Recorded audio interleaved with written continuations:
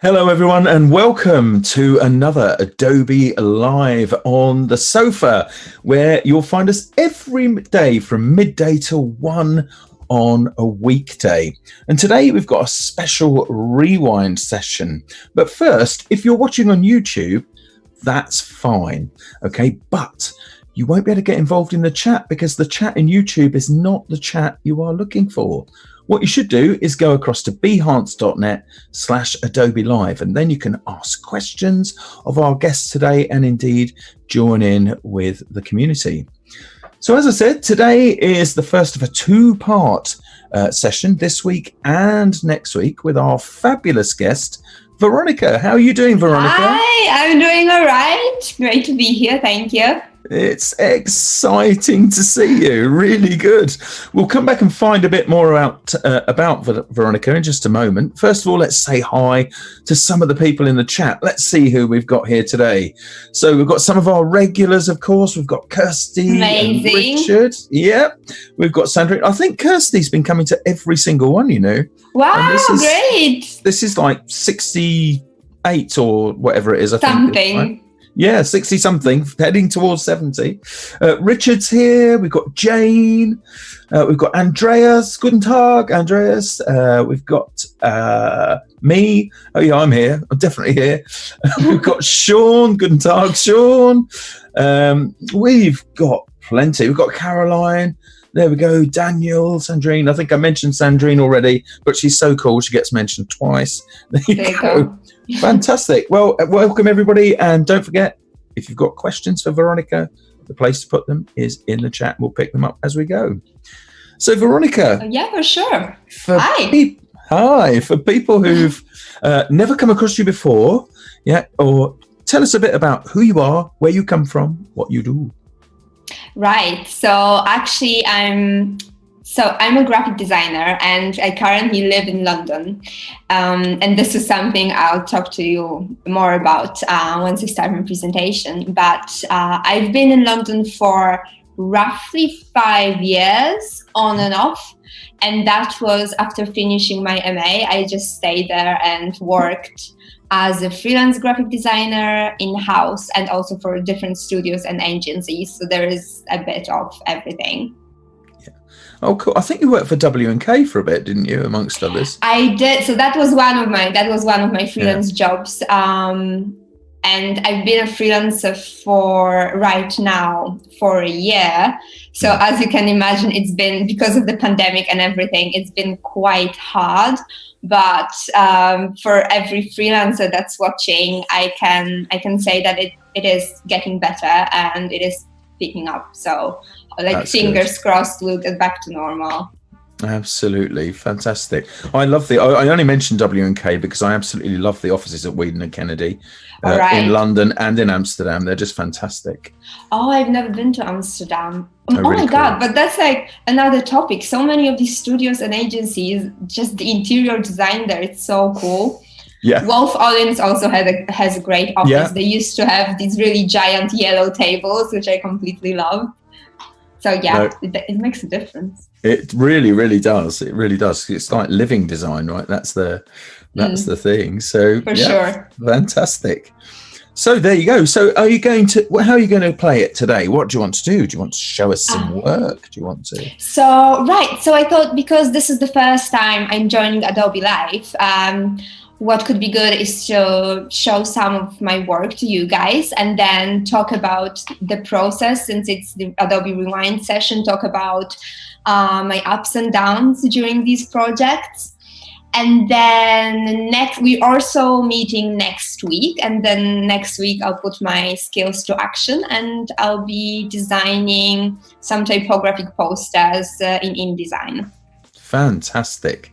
Excellent. Well, I think that will definitely meet with the approval of the community today. We found that people talking about their processes and especially the ups and downs, very, very popular. So excellent. So let's take a look at your work then. Fab. Yeah, for sure. And then please, if you want to ask about something, like interject, that's okay. So cool. Is my screen currently on? I believe it is. Yes, we can see it right now. Okay, fab. So this is my name. I'm Veronika. And as I already briefly mentioned, I'm a designer based in London, and during my time there, I've been working as a freelancer in-house in studios, for studios and agencies.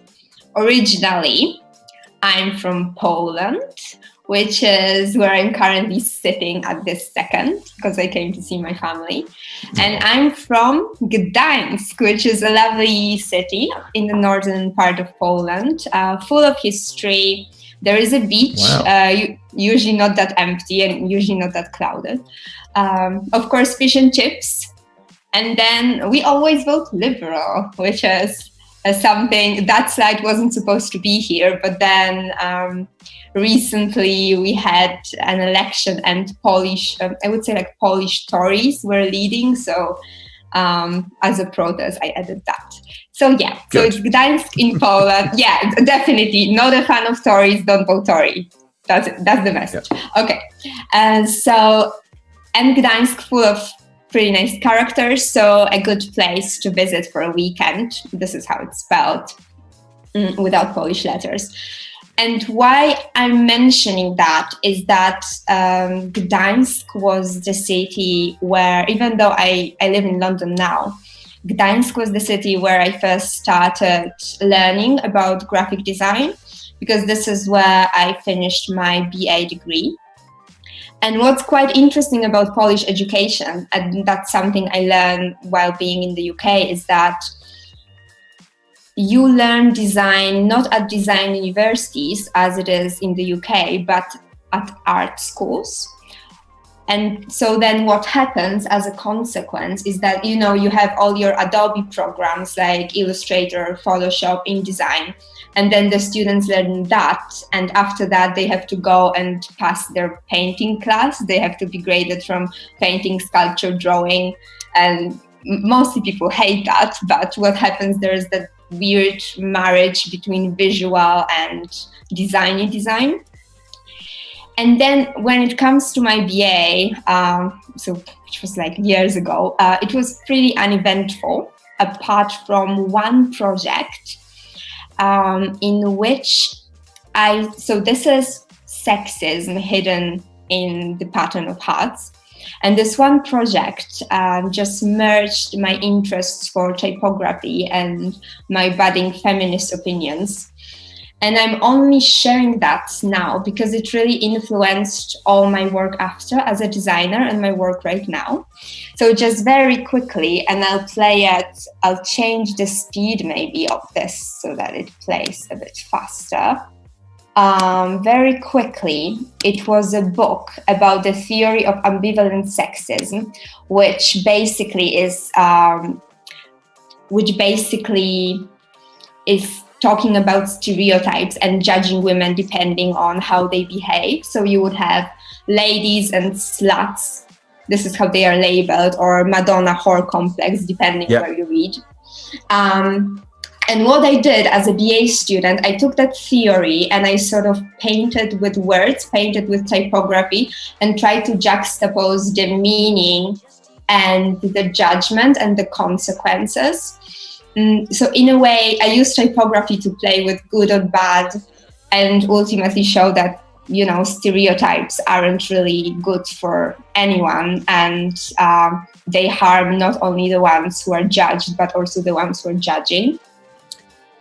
And then, so all that is in Polish, but hopefully you can see different layouts and the dynamic composition of this project.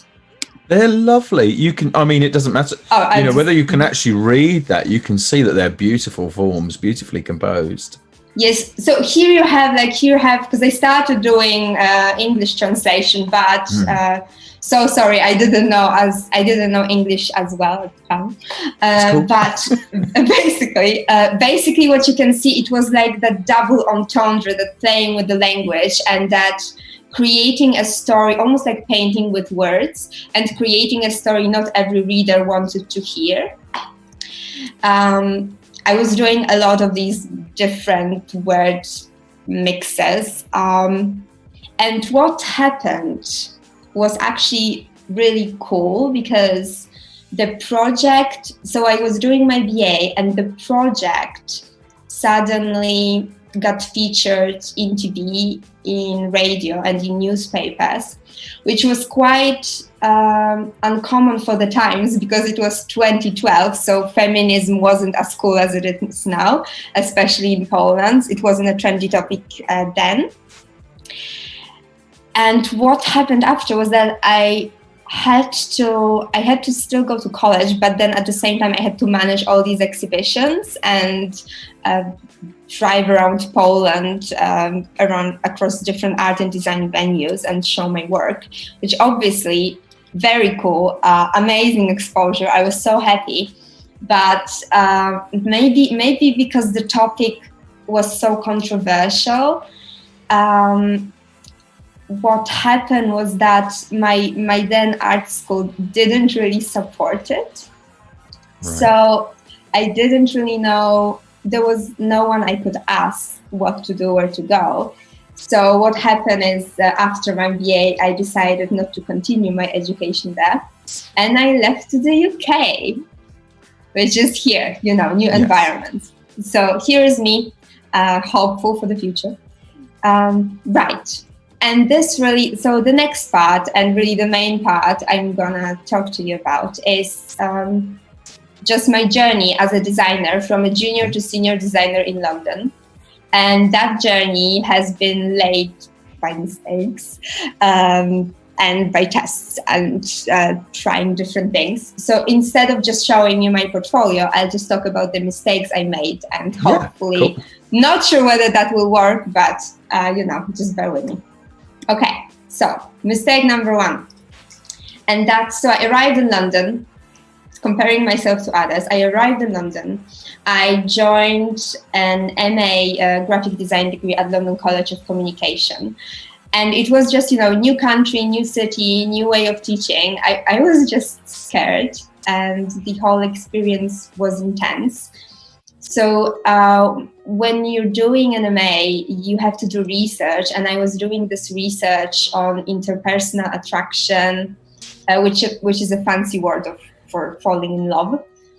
And I was doing like these different things, trying to work with language because this is something I knew how to do.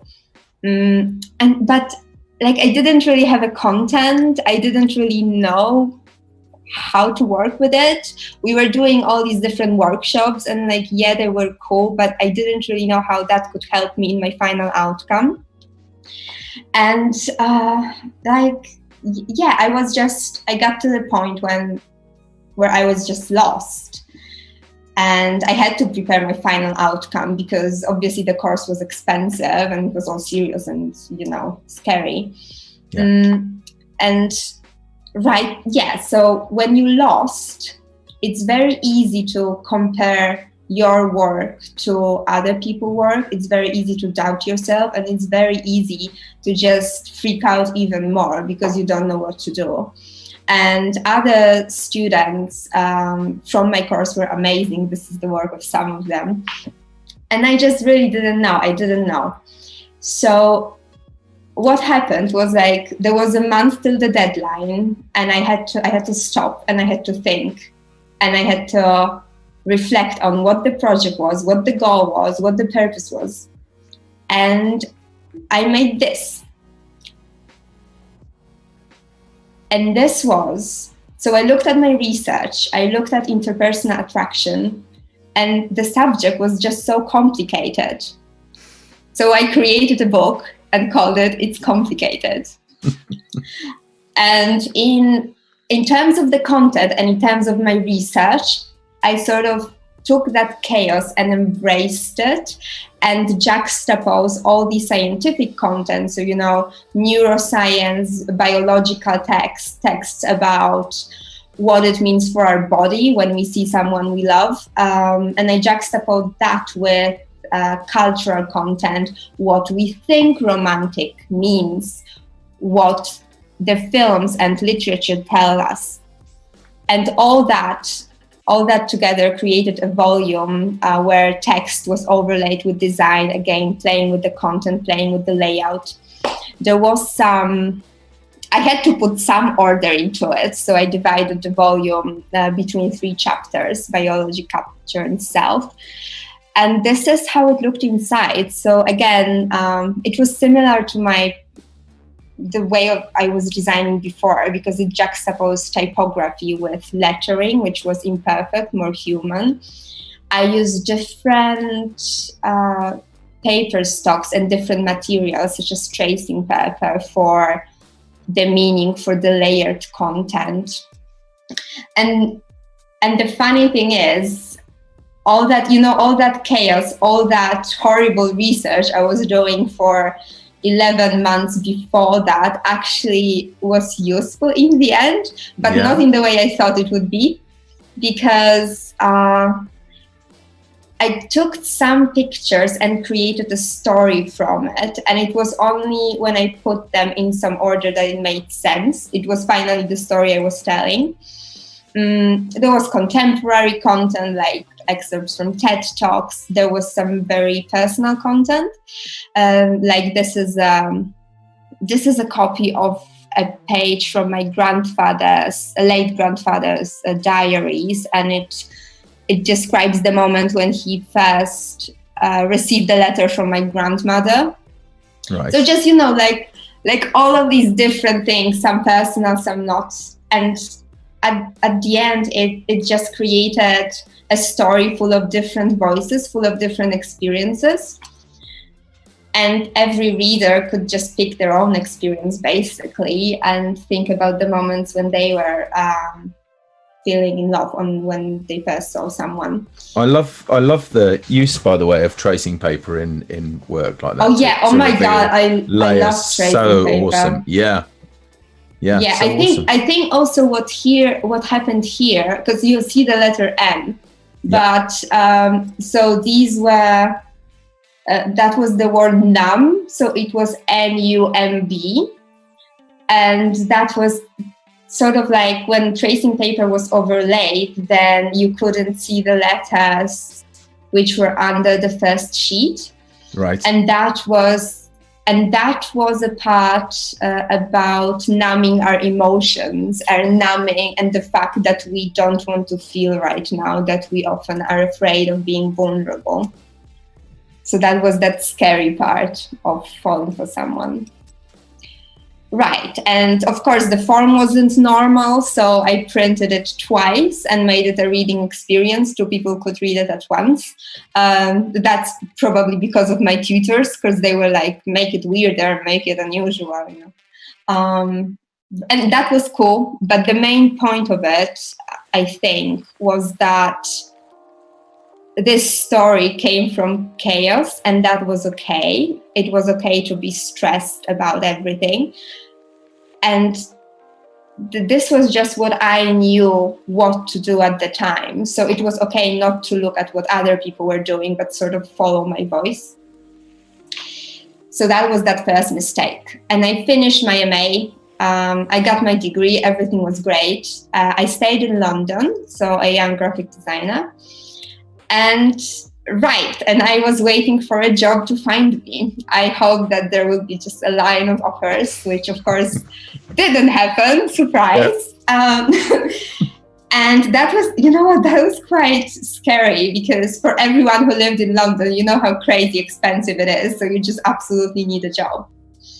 So I didn't have anything to do. I didn't know where to look for work.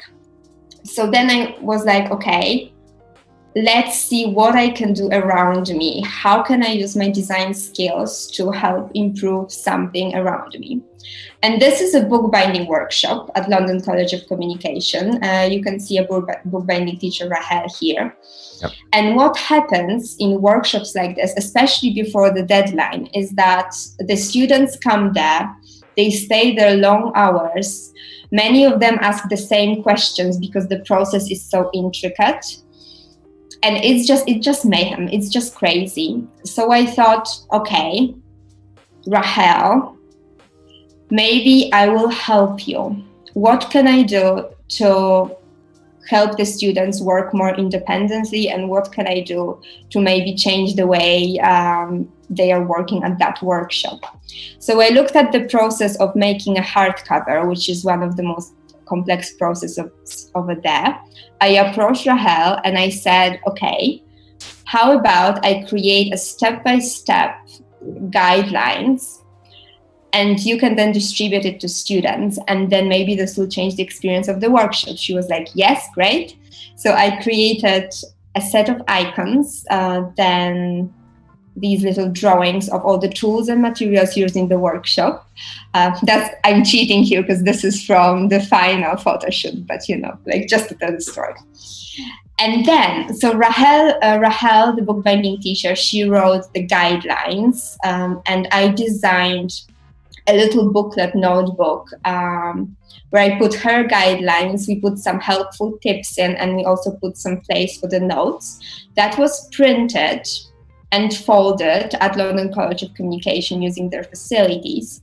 And what happened later was that each of these little books was folded like so. And you can see here are the booklets before trimming, because you trim the book after it's sewn, after it's prepared. And what happened was that Rahel changed the whole structure of her workshop. And right now, when the students sign up for a hardcover workshop, they are given one of these booklets and they need to sew it in as one of the sections in their first hardcover. Oh, cool. Yeah. So this is the first section, and this is how their first hardcover looks like. So this way, they don't need to take, well, I suppose they still can take notes, but it's just all there.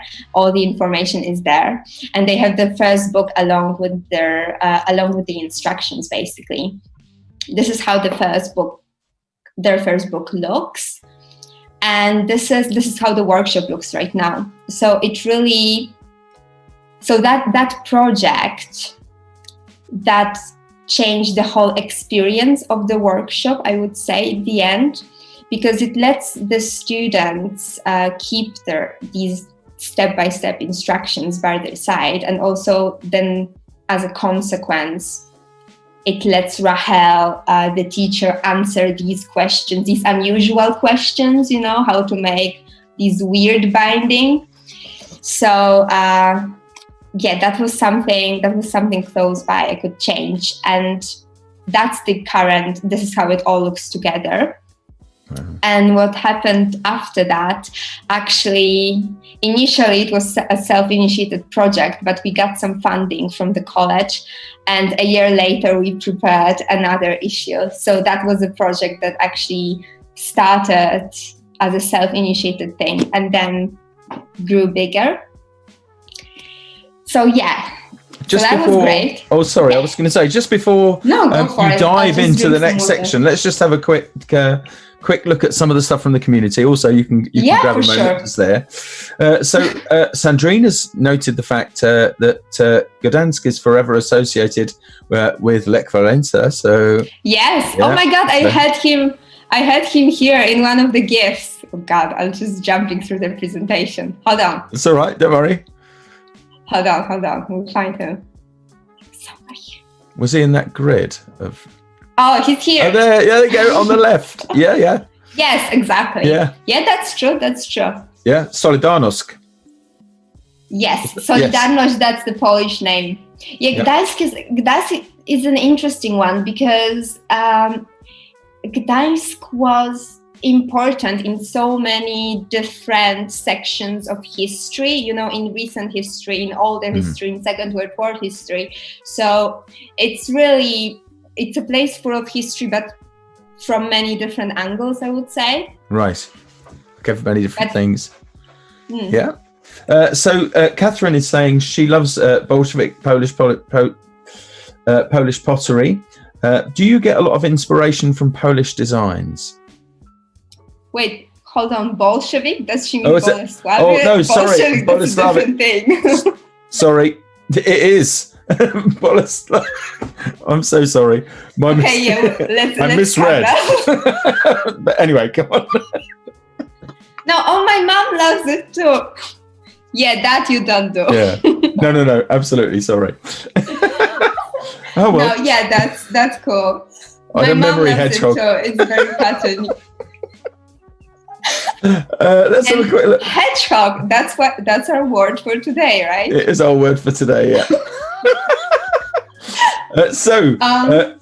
Caroline's also saying she loves how it's how the book is in black and white. Very striking. Oh, I love black and white. Yeah, difficult to pull off though. Reversed out text. Well, I would say it depends because what you mean, reverse text or the black and white part? Reverse text, yeah. I don't know. I think it's easier with projects like this. I think it's easier when you just get in the zone and then when you're thinking in a certain way and start designing.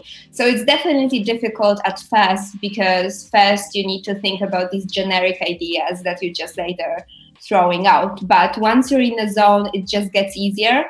I remember when I was making it, I had a lot of ideas and I had a lot of things I was going through. But right now, if I had to start something similar, I would have to have some time to fully get into it. Yeah. Let's have a quick.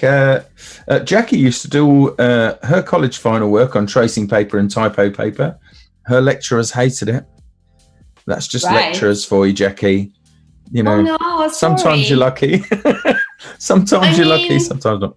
Don't listen to them. Like sometimes, absolutely. Like what the fuck? Sometimes you just need to try it somewhere else. Sometimes they're right though, but sometimes it's like prove them wrong.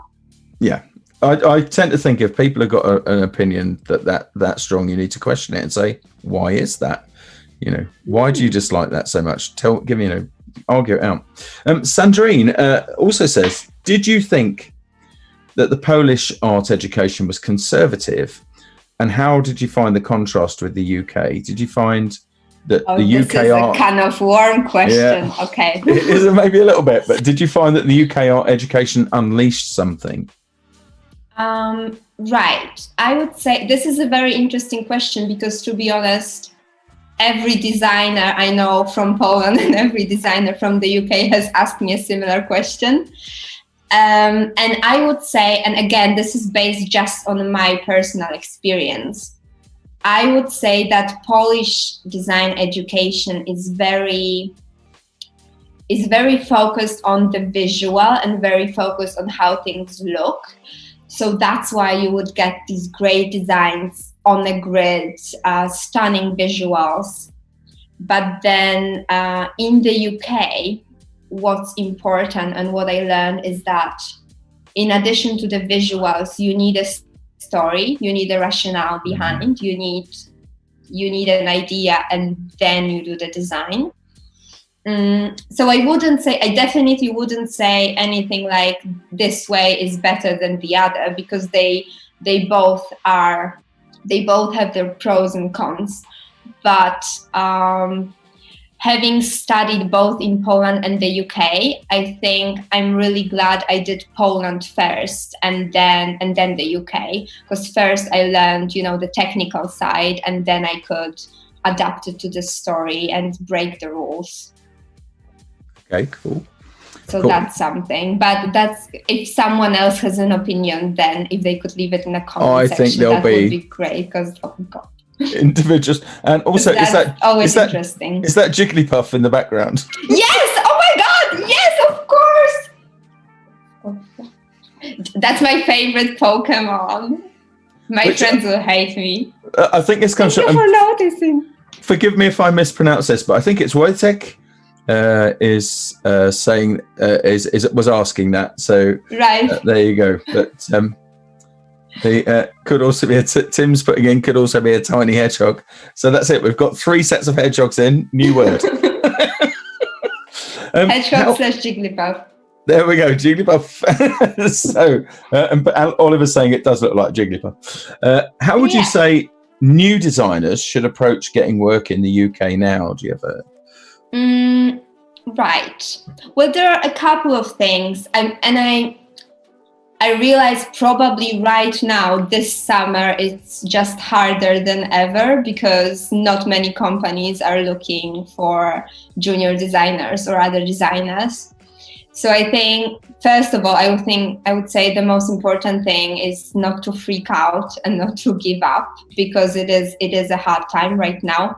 I mean, before we were talking that I didn't have any job for 2 months, and during the normal time, it's like 2-3 weeks. That's the usual. I would say first of all, it's good to look at agencies, and it's good to look at the jobs that are there at the LinkedIn jobs. And sometimes a job or a project might not look the best when they describe it, because it might look dry, but you never know how it will end. And then another thing, and I think it's a big one, it's connected to what I just showed. Another thing is just thinking what you can do for the things around you, for maybe your school, maybe a cafe, maybe a record store, what you can do, not necessarily as a job, even pro bono, because then that can turn into a project. Worst case scenario, you would have something cool in your portfolio, but best case scenario, you will actually get money from it. So I think doing self-initiated project, especially when you're just starting, when you're a beginning graphic designer, that's a big one. Okay, that's good sound advice. By the way, I've got to ask you, based on this question from me. So you were looking at you're saying about, not comparing yourself to others. Right. When you were looking at some of the work of your contemporary students, you were saying, their work is awesome. How do you know that they weren't looking at yours and saying, Veronika's work is awesome? Oh, that's an interesting question. I don't know that. Maybe they were, maybe they weren't. I wasn't in their head.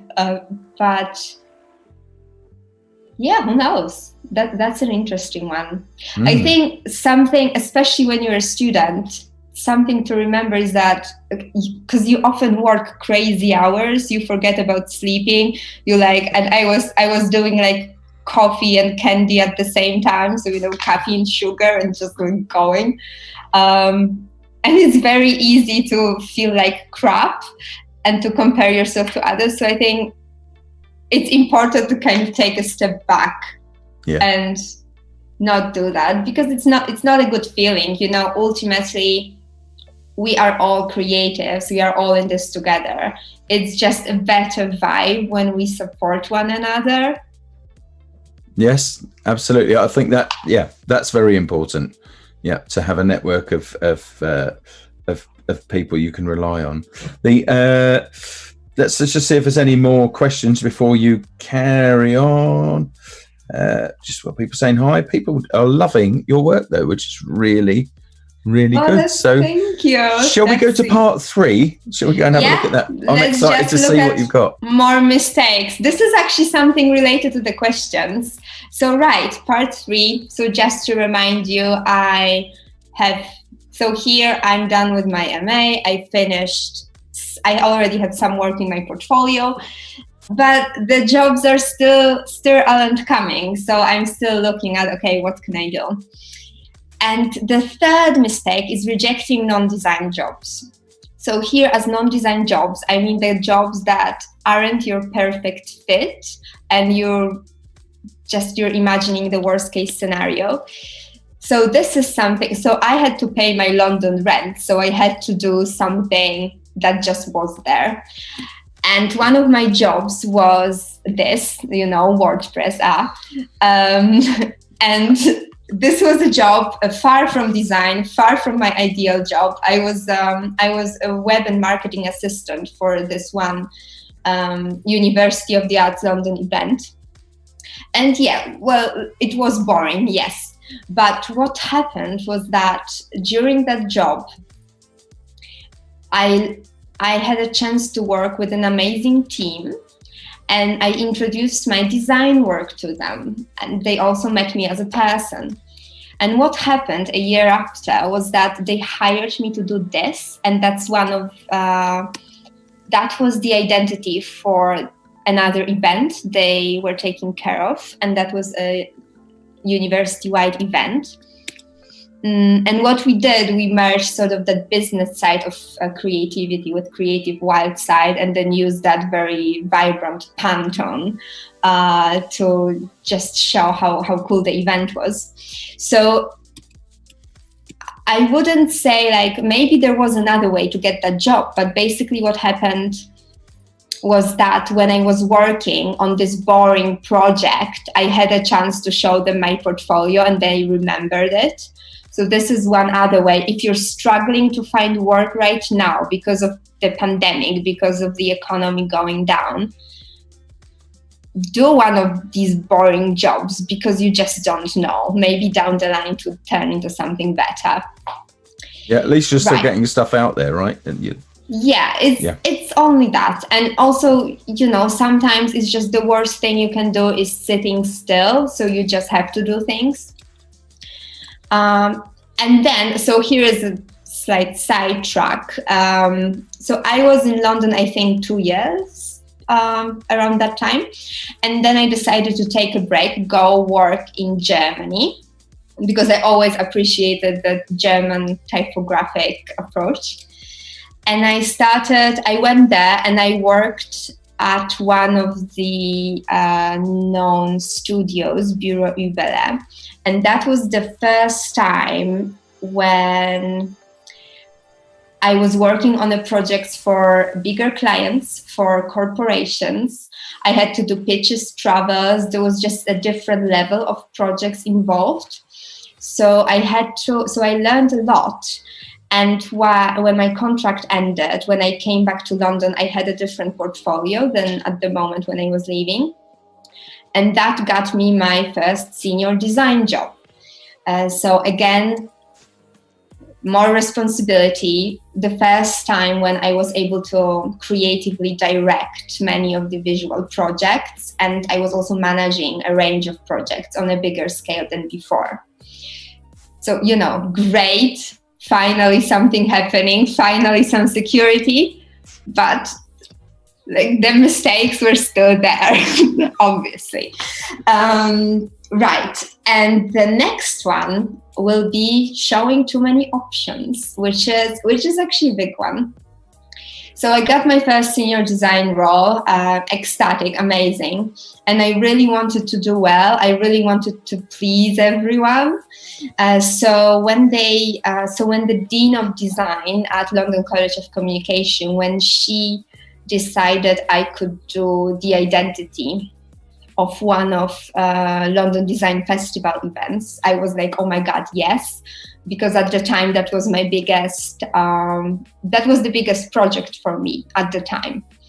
So what I did, I showed her some of these options, like maybe let's make it fun, let's make it in a box. Then later that changed into a wallpaper from the 70s. Then later I showed her this because maybe we could have flowy letters and then some ambiguous themes. I showed her this. I showed her something connecting digital and analog, because that worked well for the events and exhibitions. I showed her something like this, then 3D, then this, shapes. No. So, no, I will drink. I love that you used the crazy cat lady there, by the way. That was really funny. Yeah, oh my God. So, no. I showed her so many options that it was difficult for me to really think about the identity and what it meant and what this event was. And the event was Uncertainty Playground. It was more about research than playing and then exploring design. It was about the world being in a flux. It was about these uncertain themes, politics, environment, sociology and stuff. So what I did, I took all the exhibition proposals, I took some excerpts and some typographic content, and I created a background from which, and then from that, I animated the main idea for the identity, which was this. And that later was converted in a very conceptual identity based on more the uncertainty part of the name than the playground part. It worked in a digital scenario, and it worked well for 4 sub-exhibitions because it was like the umbrella brand and 4 sub-exhibitions below. So each of these claimed one part from the main brand and adapted it to their spaces. Each of these was also given a gradient, and that was for directional purposes, because if you know London College of Communication, any other college from University of the Arts London, like these buildings, they need directional system when they have exhibitions because it's just a maze, but everyone knows that. Right, and we did print as well. So that was mistake number 4, and mistake number 5 is actually connected to that. That's a quick one. And that's hiding my failures. So here, as failures, I mean the projects that weren't final, the projects that weren't used, these concepts that didn't win you that pitch, that the client didn't like, that you rejected. And I used to hide them deep down in my computer, but what I'm doing now, I'm trying to collect them like a hoarder, basically, and I'm putting them here. I'm putting them here on my website for everyone to see, but also for me to see. And I think, to be fair, I wouldn't say like it's useful all the time, but I'd say they are still a part of my creative process, and I would even say that they are a part of that final design I made for each of these briefs. So my message to you, instead of deleting your folders, instead of deleting your work, my message would be just, grow in your design graveyard. Don't reject your designs, because you just never know. One thing is that they were a part of that journey that got you to the final concept, to the thing that the client liked, but you just don't know. Maybe in 2 years you will look at it and then you will think about something else. So it's good not to delete all your files. It's good to keep them, because who knows? I've done exactly that. I've looked back over old work of mine that I at the time maybe hated, or even ideas that I thought, oh no, that's dreadful, and actually found some value in doing it. I don't think I consciously kept them. I think I was just too lazy to delete them.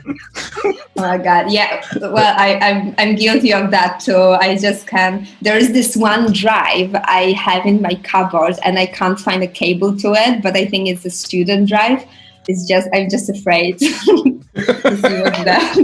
And that's the thing, isn't it? As they go on, I've got some Firewire drives over here, actually. I have no idea what's on them, and I'm not going to get a converter to look at them either. No. But let's have a quick look at... Oh, sorry, go on. I think it's a slippery slope, but yeah. Definitely, like, it's just nice to also look at your old designs and then maybe see some of the same threads as you have in your current designs, or maybe see how you develop. I think it's just helpful. Yeah, I think so. I agree. Let's have a quick look at what we've got from the chat. So, for sure, lots of chat going on about your stuff. I love this comment from CJ. It says, "You're so refreshingly happy and sweary." What? I think you've only done. I think you've only done one swear and one micro swear, just for the record. But that's what? But you are very happy, and that's really, really lovely. I'm very nervous. This is just a cover. Oh, no, but the thing is, we're all friends here, so and it's just a chat with your friends, which is really, really good. So, CJ is actually also asking, where in Germany were you? Whereabouts were you? Right. So I was. Oh, that's a good question. I was supposed to say that actually. So I was in Stuttgart, which is close to Munich, I think. Mm-hmm. But just to give you a picture, so if you think about cities like London and Berlin, Stuttgart is nothing like that. It's more of it's a weird city because it's small, but at the same time it's very wealthy and everyone drives a Porsche. So Wow. it's just, I know it's very strange, but so many great designers are from Stuttgart actually. So I was at Bureau Ubele, but then also current Pentagram partner Sasha Loeb is from Stuttgart as well. So it's a great design scene over there. I've never been to Stuttgart, but it's on my list. I love Germany, such a great place. Let's have a quick look here. We've got this is interesting, actually. This is from Danica, or Danica, actually, I think. I have a very creative son who needs a path in life now he's left school. The lockdown has really put a pause on future thinking. Do you have any advice on how I can get him set up? Interesting. My advice to you would be to watch these on the sofa sessions every day and see if there's something that excites or enthuses him. To do that, maybe. Do you have any thoughts on that at all, Veronica? I mean, is it like does she say how old is the son? Well, I guess if he's just left school, he's going to be around about in the sort of 17 right. or 18. I didn't get that part. Sorry, my bad. Sorry. Yeah. Because I thought like if it's a kid, like, buy him paints. Absolutely. Oh God, I'm not gonna lie, I think right now, 2020, this is a very unusual year for all of us. And I don't know if I have a good answer for that. I would say maybe whatever he can do to just design something or to start doing something on his own that would keep him creative and that would keep him working on something would be good, but it might be the case when we just need to wait until 2020 is done and then hopefully it will get better later on, because I realize how hard it is for everyone, all designers right now or creatives. It's crazy. At least there's some at least the government is finally putting some money into creative resources. Yes, as well, yes, which is good news. Good news. That's true. Interestingly, though, Germany did that right at the outset, but there you go. So I'll tell you what. Well, just one quick thing, that I've got a lot of friends who say, "When this is over, I'll be happy when this is all over." Just as a side note, I actually think that's a way you're consigning yourself to misery, right? Because you're actually programming your brain and say, "I won't be happy now until this is over." So find a ray of light in it. That's what I would say. But it's just, I think there are no wrong ways of dealing with it. It's just this whole situation is so unexpected. So however you can keep yourself creative. And also I think being in touch with other creatives really helps. It's such a cliche, so sorry for that. But I've been calling to some of my fellow freelancers and we've been basically just complaining together, but it was even something like that just makes it better. Absolutely. Yeah. So loving it. Actually, CJ, who found you happy and sweary, actually left Stuttgart just a short while ago. They were in Hamburg before that. Yeah. So there you go. There you are. And just a quick shout out as well for, don't forget everybody that we have a Discord here. So if you do want to get involved with the community, Tim is just popping the link for the Discord into the chat. We've also got a nice little overlay, I believe, that we might see in just a moment with the Discord link on it. There we go. So fab. But anyway, right, let's get on. More of Veronica's successes and mistakes and all of that stuff. Yeah, that's to be fair, I just have the last one, so hopefully if I can do it, I think we just barely made it. So the last one is the sixth one, and it's partly a mistake but partly a concern I had at the time, and that's being too serious. So a project I have for that is this. So I was the senior graphic designer, great. And I was appointed to design a London College of Communications degree show's identity for 2018. Wow. And for anyone who doesn't know, this is London College of Communication. This is how it looks. And traditionally, identities for this type of event were always serious, were somehow connected to LCC's history and heritage. So when I was designing a presentation for senior stakeholders, so like, Dean 1, Dean 2, Dean 3, head of college, everyone, I was quite nervous because I sort of thought that they wanted something serious, but at the same time, in my brain, I had this bug. I was just saying, okay, but degree shows are about fun and celebration, so maybe that. So what I did, I showed them a concept like this, which was far from serious, which embraced this fun and positive energy that for me the degree shows were about, and which was basically dedicated to the students. So, and then they went for it. So the concept was basically based on a pair of typographic eyes, which symbolized this creative curiosity and starting your new career. And this identity was less about LCC's history and more about the students and their moment and their happiness. This is actually straight from my Behance copy, so let's just skip that. Right. And then we put a pair of eyes around the college, and they were really cheeky. They were looking from the screen to the students and the visitors. Love it. And the rest of, kind of creepy as well, but and the rest of the concept, was adapted to the same grid as the eyes, so that everything worked together as a system. And I had this modular, quirky typography that was dancing around the page. Altogether, it was very vibrant. Obviously, there was some text to balance these geometric structures. And then again, as with the college, London College of Communication, I had to develop a wayfinding system. So each of the courses got their own board with a description of the course that was toned down a little bit to be functional. But then inside the college, we tried to transform the corridors and transform the spaces to create that vibrant event for the students, their families, and the visitors alike. And sometimes, this is actually one of my favorite pictures, sometimes that combination of functional, directional system and the personality on the other side created some wonderful spaces.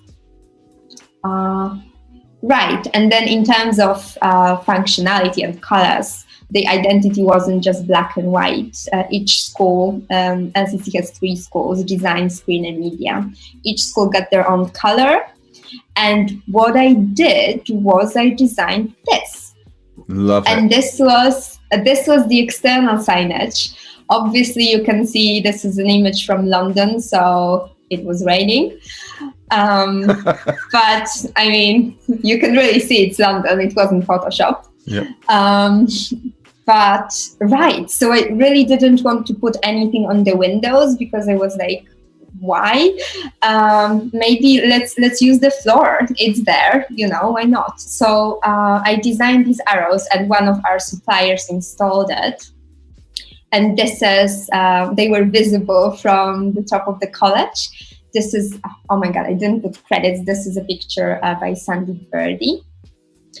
And they were really, apart from being visible, they directed the visitors to the entrance of the college. So there was also a functional purpose.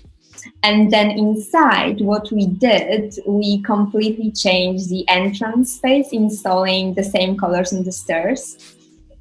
And here, actually, when I was working on this picture, I thought that, I remember when I first saw the stairs, so I was like working late and preparing some captions or whatever, so like tired and everything.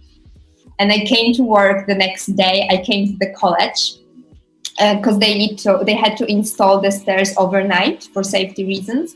I came to the college and I saw the stairs, and my friends were around, and I was like, okay, yeah, this can work, and then continued. Right, and the whole identity, and that was really rewarding for me as a designer. It was just featured across Instagram. Students liked it. This is probably one of the best images I have of someone with my designs by Ana Escobar. And this project is currently, so this is a project from 2018, but will be currently featured in this book, which they sent me that image today, so barely made it. Oh, cool. Okay. And yeah, so that's one of the funny ones. And that's the last one. That's the last mistake. That's the last bit. Right, so I had like my little summary is this. I think it's impossible to avoid mistakes and to avoid exploration as creatives.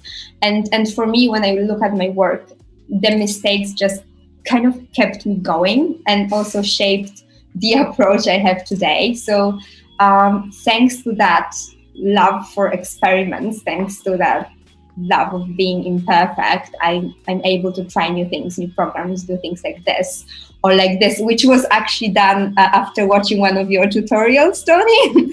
Oh, was it? Oh, well, thank you. When I was watching, things like this, or this is something I did at the beginning of the lockdown when I had no work, so I was trying to keep myself creative. So like, maybe let's do something else. So I think my approach is that I just enjoy it, and I think let's embrace mistakes, because at the end they just help us become better designers, and they also helped me to take more risks. And this is what happened a year ago when I went freelance, and right now I'm making mistakes here. So here are some of the companies I work for now. The work is confidential here, so that's probably for another time. Yeah, but yeah, absolutely. Yes, that's it for me. That's so good. Do you know, I often think, and I know a few people that think like this, that if you're not making mistakes, you're not really pushing any boundaries or really looking into something, as much as you maybe ought to. I think mistakes are a thing where you're trying to do something different. Yeah. Yeah, I think maybe it's important not to judge yourself. Yeah. Before you try something new, and not to cut your wings before something actually happens. And I think we as humans are so good at doing that because we want to do everything right. But especially when you are a creative, this is not the way to go. Yeah, I think. I agree. So let's just have a quick look at what we've got. So everybody was absolutely loving the graphics and the scale of the job that you did for London College of Communication. It was London College of Printing when I was studying. Yes, exactly. Yeah. But which is a long time ago.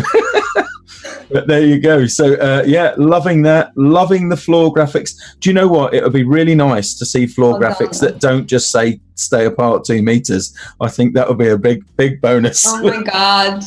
Oh yeah. Sometime everything in the will future. Change right now. Oh yes, just so. But it might reinvigorate them, because so many people have had to start putting things on the floor. It might make more people actually use that as a space. So I think of most things are a coin. They've got a couple of 2 sides to work with.